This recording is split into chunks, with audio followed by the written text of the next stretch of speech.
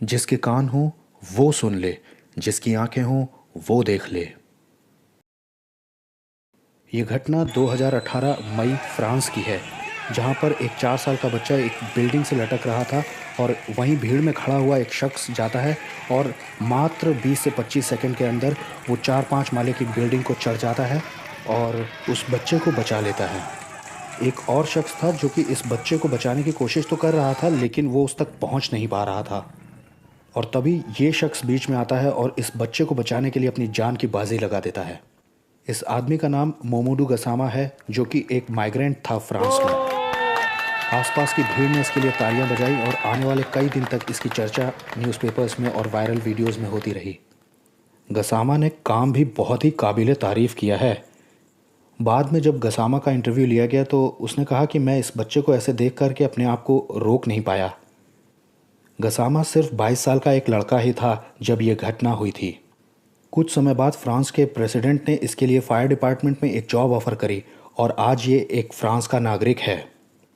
4 साल के बच्चे की जान बचाने वाला स्पाइडरमैन। 100 साल पहले जर्मनी में नाजी पार्टी एक मुद्दा उठाती है कि हम आर्यन रेस के हैं और हम सबसे ऊंची नस्ल के हैं।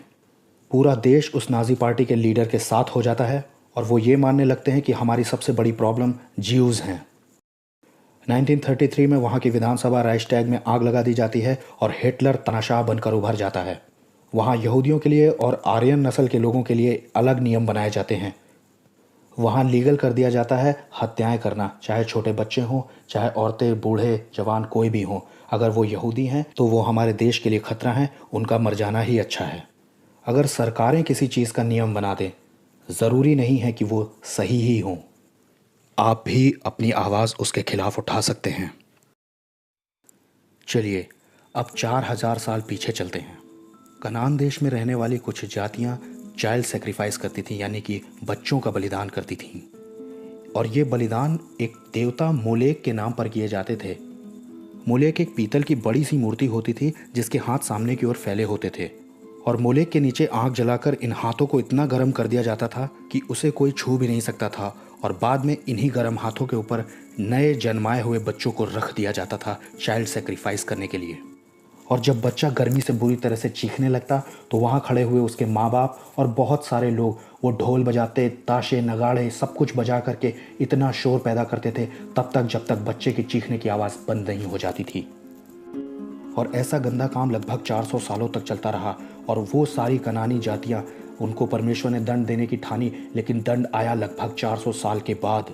परमेश्वर ने उनको दंड देने के विषय कहा था कि अभी एमोरियों का अधर्म पूरा नहीं हुआ है। अब बात करते हैं आज के समय की। एक दिन जब मैं इंटरनेट पर कुछ देख रहा था तो मुझे एक ऐसा वीडियो दिखाई दिया जिसने मेरे कई सवालों के जवाब दे दिए और आज इस वीडियो को बनाने का यही मकसद है। अंकल सिड्रॉथ के चैनल इट्स सुपरनैचुरल पर ये प्रोटेस्ट दिस करके मुझे एक वीडियो दिखाई दिया, जिसका मतलब है कि आप इसके बारे में अपनी आवाज़ उठाइए। और जब मैंने इसे पूरा देखा तो इसमें एक लेडी थी जिससे यीशु मसीह ने स्वर्ग में ये कहा कि तुम अपनी आवाज़ उठाओ अबॉर्शन के बारे में, क्योंकि ये एक ऐसा पाप है जिसे ज़्यादातर चर्च पाप ही नहीं मान रहे, न इन पापों का कोई अंगीकार किया जा रहा है और इसी कारण से ये महामारी हमारे बीच में फैली हुई है। डिस्क्रिप्शन बॉक्स में मैं इसका लिंक दूंगा, आप इसे पूरा देखिएगा। और मैं आज कहता हूं कि मैं इस वीडियो के माध्यम से इसके विरोध में आवाज़ उठाता हूं यीशु मसीह के नाम से। अब आप अबॉर्शन के यानी गर्भपात के खतरनाक प्रोसीजर को भी समझ लीजिए कि आखिर ये किस तरह से किया जाता है। A late-term abortion is done in two ways. ये औरत ये बता रही है या तो बच्चा काट काट कर निकाला जाता है और या तो उसके सिर को पिचका दिया जाता है। ये डॉक्टर ये बता रहे हैं कि हम इस इंस्ट्रूमेंट से बच्चे के सिर को कस के दबा देते हैं जिससे कि बच्चे का दिमाग सफ़ेद द्रव्य के रूप में बाहर आ जाता है। और इनके साथ कई बार ऐसा होता है कि जब बच्चे का चेहरा बाहर निकलता है तो वो इनको घूरता है। एक सक्शन मशीन होती है जो कि आपके वैक्यूम क्लीनर से 10 गुना ज़्यादा तेज जिसकी पावर होती है और वो इस तरह से अंदर लगा करके बच्चे के हर एक अंग को खींच लिया जाता है जिससे कि बच्चा टूट टूट कर, कट कट कर, फट फट कर बाहर निकलता है और सारे के सारे अंग बाहर आ जाते हैं। और अगर प्रेगनेंसी ज़्यादा दिन की हो गई है और बच्चे का साइज़ बड़ा है तो उसे बर्थ कैनाल से सबसे पहले उसके पैर को बाहर निकाल लिया जाता है, जिसमें कि बच्चा बुरी तरह से दर्द से चीख रहा होता है। तब वो डॉक्टर जो अबॉर्शन को परफॉर्म कर रहा है वो उस बच्चे की पूरी बॉडी को बाहर निकाल लेता है, सिर्फ सिर को छोड़ करके। और तब उस बच्चे के सिर को एक कैंची जैसे इंस्ट्रूमेंट से काट दिया जाता है, जिससे सारा फ्लूइड बाहर निकल आता है और वो बच्चा दर्द में बुरी तरह से चीख करके मर जाता है। और तब उस सक्शन मशीन से उस बच्चे के फ्लूइड को बाहर खींच लिया जाता है और उसके सिर को भी बाहर निकाल लेते हैं और उसकी बॉडी को डिसमेंटल कर दिया जाता है।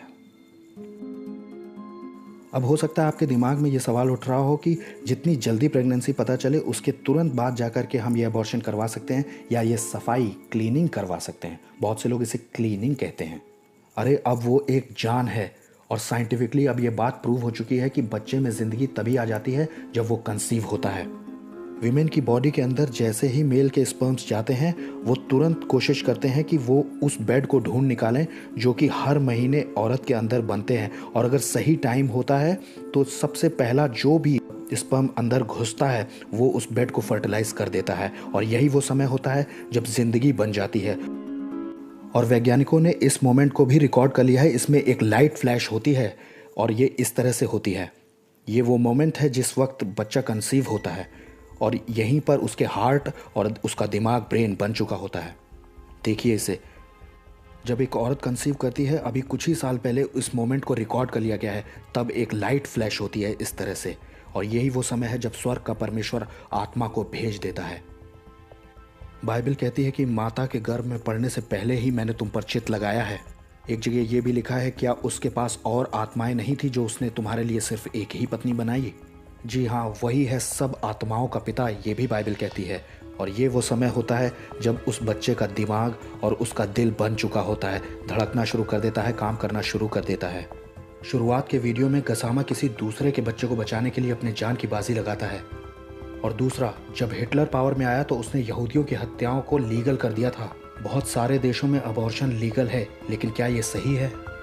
बाइबल ये कहती है कि तू किसी इनोसेंट को, जो निर्दोष है, मासूम है, उसे मार ना देना। अगर इस दुनिया में आपकी किसी से लड़ाई हो जाए तो आप उसे पलट कर कुछ कह सकते हो, उसे मार सकते हो, लेकिन इससे मासूम और कौन होगा जो आपका कुछ नहीं बिगाड़ सकता।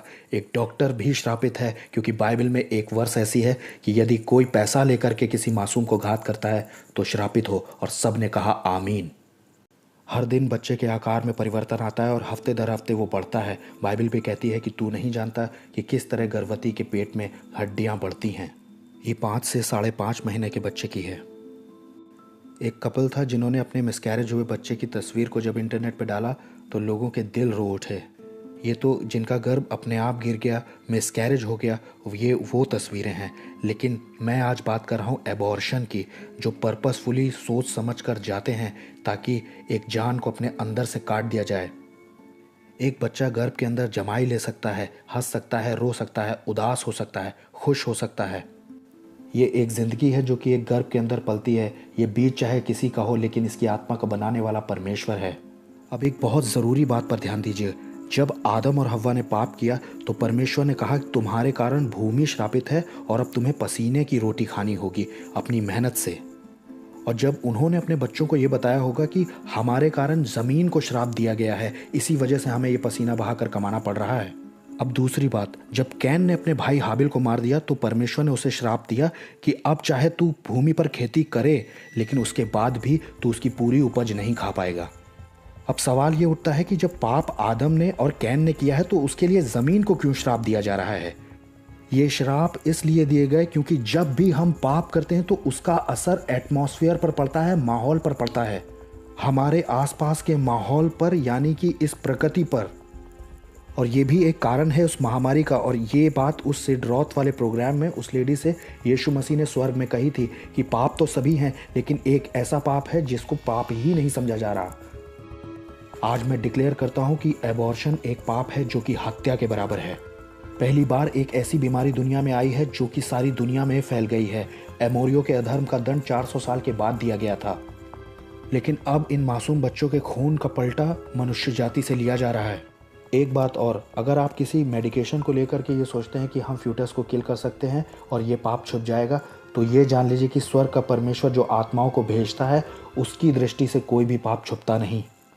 इस दुनिया में जितने भी लोग पैदा होते हैं वो सब सेक्स से ही पैदा होते हैं, सिवाय एक के, उसका नाम था यीशु मसीह। अब मैं आपको 3 ऐसे लोगों के बारे में बताता हूँ जिन्होंने अबॉर्शन किया और उनके साथ क्या हुआ। गजनी फिल्म में एक हीरोइन थी जिया खान नाम की, उसने अबॉर्शन किया और उसने बाद में सुसाइड कर लिया। दूसरी है प्रत्युषा बनर्जी, जो कि बालिका वधू टीवी सीरियल की लीड हीरोइन थी, इसने भी अबॉर्शन किया और इसने भी बाद में सुसाइड कर लिया। और तीसरे नंबर पर है मैरिलिन मनरो। इसके बारे में तो मैं क्या ही बात करूं, एक एक्ट्रेस, एक सिंगर, जो कि सेक्स बॉम्ब बुलाई जाती थी। किसी चीज़ की कमी नहीं थी इसे, नेम फेम मनी सब कुछ था इसके पास। अमेरिका के बड़े बड़े लोगों के साथ इसके संबंध थे और आर्मी के बड़े प्रोग्राम्स में इसे परफॉर्म करने के लिए बुलाया जाता था। ऐसा कहा जाता है कि मिसकैरेजेस को हटा करके इसने 12 बार अबॉर्शन कराए थे। इतने अबॉर्शन के चलते ये डिप्रेशन में थी। उन्हीं दिनों में टेलीवेंजलिस्ट बिली ग्रैहम इससे मिलते हैं और कहते हैं कि मुझे परमेश्वर के आत्मा ने भेजा है आपको कुछ बताने के लिए, यीशु मसीह के बारे में। जानते हैं इसने जवाब क्या दिया? इसने कहा, I don't need your Jesus, मुझे तुम्हारे यीशु की कोई ज़रूरत नहीं। और 1 हफ्ते बाद ही इसने सुसाइड कर लिया। और जो डायरी उसके कमरे से मिली उस पर लिखा था, alone, I am alone, always alone, no matter what. Abortion के बाद औरतें डिप्रेशन में चली जाती हैं, उन्हें सुसाइडल थॉट्स आते हैं, क्योंकि ये एक आत्मा है, ये एक ऐसी दुष्ट आत्मा है जो कि परमेश्वर की आत्मा जो आपके शरीर में भेजी गई थी उसका आपने इनकार किया, उसे काट डाला है। और इस कारण शैतान को एक मौका मिल जाता है कि वो उस व्यक्ति के साथ एक दुष्ट आत्मा को लगा दे। अबॉर्शन के बाद लोग डिप्रेशन से बाहर तो आ जाते हैं। अगर आपका परिवार अच्छा है, आपका पार्टनर अच्छा है, आप खुशहाल माहौल में हैं, आप म्यूज़िक सुन रहे हैं, ऐसा कुछ करके आप बाहर तो आ जाते हैं, लेकिन उस पाप का कोई पश्चाताप नहीं हुआ। बाइबल कहती है कि पाप को पाप कहने वाले लोग मसीह के लोग हैं, चर्च है। बाइबल कहती है, यदि मेरी प्रजा के लोग जो मेरे नाम के कहलाते हैं वो अगर दीन होते हैं और पापों का अंगीकार करते हैं तो उनकी सुनी जाएगी और उनके देश को ज्यों का त्यों कर दिया जाएगा। ये पुराने नियम के उसी परमेश्वर के शब्द हैं जो कि नए नियम में यीशु मसीह के रूप में प्रकट हुआ, और ये हर इंसान को मरने के बाद मिलेगा और हर इंसान के गुप्त पापों का न्याय करेगा। देखिए, परमेश्वर आपको ऐसे पापों के लिए क्षमा कर सकता है यदि आप उसके क्रूस की तरफ बढ़ें, आप उसके बलिदान को समझें कि उसने ये रक्त, ये खून क्यों बहाया, ये इतना बड़ा बलिदान क्यों दिया, उसे मरने की क्या ज़रूरत थी, वो स्वर्ग छोड़ करके पृथ्वी पर क्यों आया। अगर आप इस अबॉर्शन के पाप को पाप कहते हैं तो यीशु मसीह से माफ़ी मांगिए, वो आपको माफ़ कर देंगे। मरने के बाद स्वर्ग या नर्क में डाल देने का अधिकार यीशु मसीह के हाथ में पिता ने दिया है। ये बात खुद यीशु मसीह ने कही है कि मेरे पिता ने मुझे न्याय करने का सारा अधिकार दे दिया है। मरने के बाद बुद्धिस्ट बुद्ध के सामने नहीं जाते और ना मुसलमान अल्लाह के सामने जाते हैं। यीशु ने कहा, लोग मेरे सामने आएंगे, हर जाति भाषा कुल स्थान क्षेत्र के लोग मेरे ही सम्मुख झुकेंगे, हर एक घुटना मेरे सामने झुकेगा और हर एक जीभ ये अंगीकार करेगी कि यीशु मसीह सचमुच प्रभु है। Jesus is Lord, abortion is sin and I stand with Jesus.